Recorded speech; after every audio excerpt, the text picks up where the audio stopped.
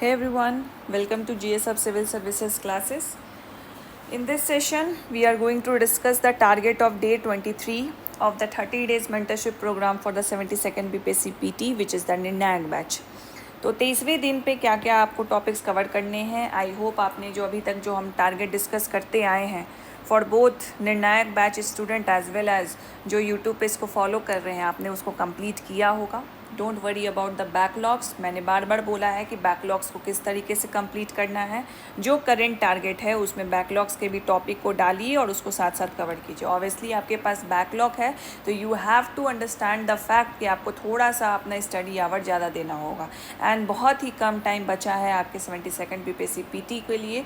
तो इतना नहीं सोचना है अरे मैं इतना पढ़ रहा हूँ, अरे वो लोग इतना मस्ती कर रहे हैं, मेरे फ्रेंड्स तो यहाँ मस्ती कर रहे हैं, मैं यहाँ पे पढ़ रहा हूँ. Just give your best effort in these last days. Last days बहुत क्रूशियल होते हैं आपके कॉन्फिडेंस को बिल्ड करने के लिए. लास्ट डेज बहुत क्रूशियल होते हैं अपने जो प्रिपरेशन है उसको फाइनल एक्सेलरेशन देने के लिए. तो लास्ट में अपना कॉन्फिडेंस लूज़ मत कीजिए, अपना होप लूज़ मत कीजिए और just continue with the pace.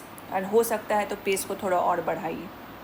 कुछ दिनों की बात है एंड देन उसके बाद PT आपका अच्छा जाएगा. यू विल हैव द सुकून वाला रिलैक्स.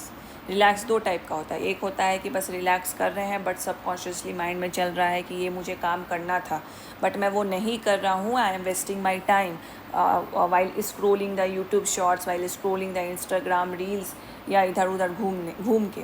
और एक होता है सुकून वाला रिलैक्स कि जो आपने अर्न किया है, जो आपने पहले मेहनत करा है, उसके बाद आपने कोई किसी चीज़ के लिए मेहनत करा है, वो चीज़ जाके आपने दे दी है, फिर उसके बाद आपने वो ब्रेक अर्न किया है, तो वो वाला रिलैक्स अलग होता है. उसको बोलते हैं सुकून वाला रिलैक्स. तो जस्ट प्रीलिम्स तक मेहनत कर लीजिए, फिर उसके बाद आपको 10 दिन दिया जाएगा. I will come up with the video and I will acknowledge the fact कि आपको वो 10 दिन का ब्रेक मिलना चाहिए. ठीक है, तो वो 10 दिन का ब्रेक लेने के लिए अभी मेहनत कर लीजिए. ठीक है, तो this is all for the disclaimer. I hope आप लोग पम्प्ड अप होंगे डे 23 टारगेट कंप्लीट करने के लिए.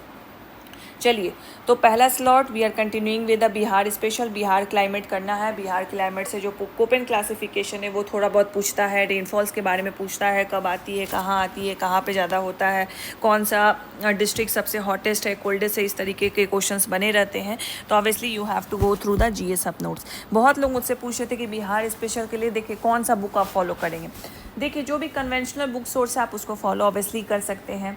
जैसे नैनो हो गया और भी जो बुक्स आते हैं उसको आप कर सकते हैं follow. But I would say कि मेरी बुक आई थी बिहार एट ग्लांस.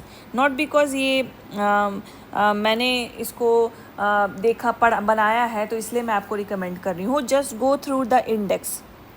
ठीक है, इसका जो इकोनॉमिक्स वाला पार्ट है उसको छोड़ देना. बाकी part is static part. Economics part थोड़ा सा अपडेटेड होना चाहिए बट ये पुरानी बुक है, तो 1 साल पुरानी बुक है. तो इकोनॉमिक्स वाला पार्ट छोड़ के जो आप मेजर जो ज्योग्राफी और हिस्ट्री है, देखिए बिहार स्पेशल में ना 2 ही पोर्शन है जिस पे आपको ज़्यादा वर्क करना है. बाकी जो इकोनॉमिक्स वाला पोर्शन है वो तो करेंट अफेयर्स और इकोनॉमिक्स का पार्ट हो जाता है, इकोनॉमिक्स सर्वे और बजट.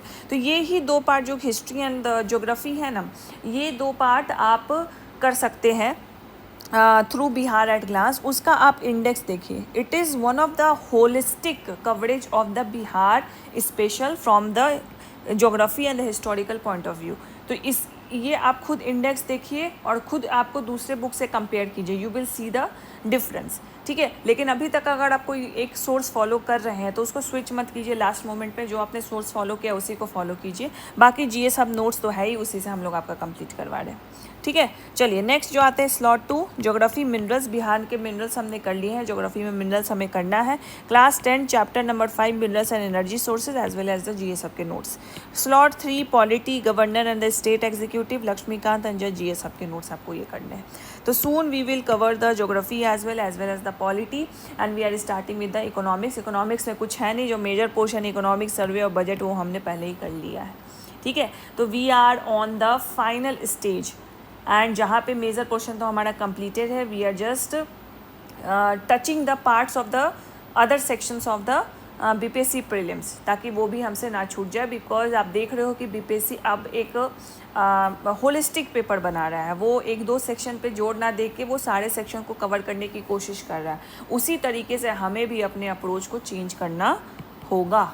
ठीक है, चलिए, so this is for the day 23rd of the 72nd BPSC PT.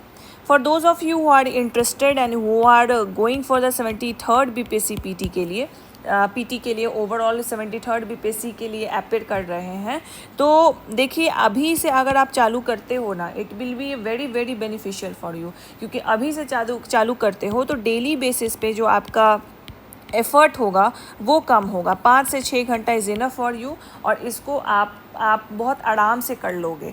And बाकी रेस्ट टाइम पे you have to do the revision, you have to do your work. Movie देखना है, कहीं घूमना है, आपका मर्जी है, बट 5 से 6 घंटा शुरुआती तौर में it will be enough for you. And ये 7 महीने का प्लान है हमारा, जिसमें हम प्री एंड मेंस दोनों कर रहे हैं.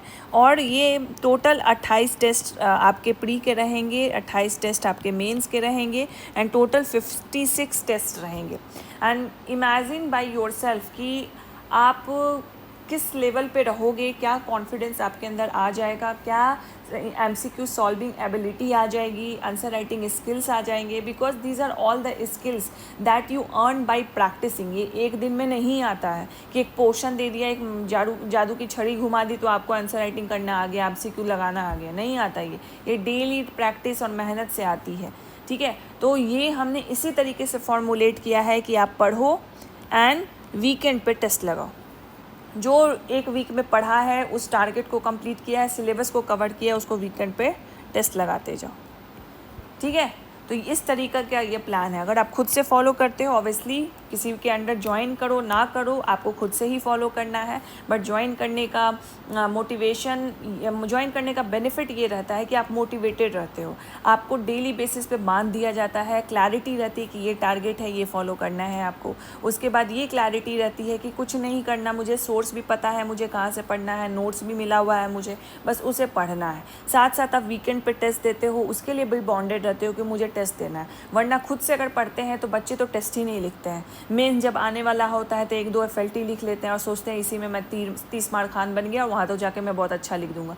लेकिन नहीं हो पाता, बिकॉज टाइम मैनेज नहीं कर पाते. आपको बहुत कम टाइम मिलेगा उस टेस्ट को, क्वेश्चन को लिखने के लिए, तो उसमें कंटेंट को नहीं रिकॉल कर पाते. और ये आप 7 महीने में सीख जाओगे. It will be more than enough for you अगर आप इसको सिंसियरली फॉलो करते हो. तो जो लोग भी सीरियस एस्पिरेंट हैं, जो लोग हार्ड वर्क करना चाहते हैं लेकिन एक स्ट्रैटेजिक मैनर में करना चाहते हैं, वो इस 73rd BPSC फाउंडेशन बैच को ज्वाइन कर सकते हैं. जो लोग खुद से करना चाहते हैं, मतलब खुद ही प्लान करना चाहते हैं, पूरा ब्लूप्रिंट इसका पड़ा हुआ है यूट्यूब पे, just go through that and उसको फॉलो करिए. फिर देखते हैं कि 73rd BPSC कैसे नहीं निकलता है. I am talking about the whole interview तक का मैं बात कर रही हूँ, नॉट लाइक कि दूसरे की तरह के बस प्रीलिम्स कर लीजिए ना फिर उसके बाद देखते हैं. तो PT नहीं करना है. ओवरऑल फाइनल रिजल्ट के बारे में सोचकर हमेशा किसी भी एग्ज़ाम के लिए प्रिपरेशन करनी चाहिए. ठीक है, so all the best. And जो लोग भी 73rd के लिए प्रिपेयर कर रहे हैं, एंड अभी से माइंड मेकअप कर लीजिए कि किस तरीके से आपका 7 महीना गुजरेगा ये. ऑल राइट, चलिए. And for those of you 72nd BPSC वाले, डे 23 है, कुछ दिनों की बात है, 100% अपना दे दीजिए. You will be more than happy and you will thank me after the PT. ठीक है, चलिए, thank you so much for watching.